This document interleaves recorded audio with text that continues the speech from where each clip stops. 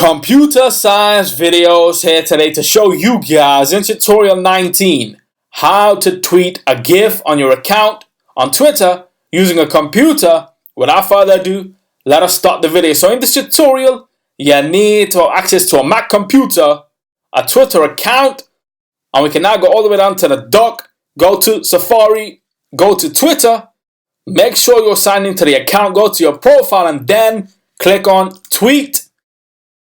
Click on GIF, click on agree, and then click on any GIF you wish to send.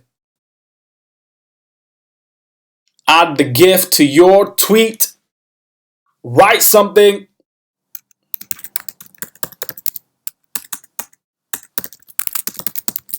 computer science is the best subject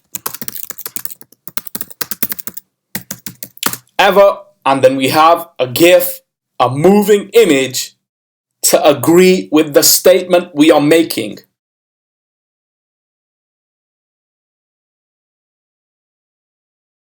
The tweet has now been sent. Yes, computer science is the best subject ever. Agreed. Quit Safari. That's it for this video. I'll see you guys in my next tutorial. Thanks for now.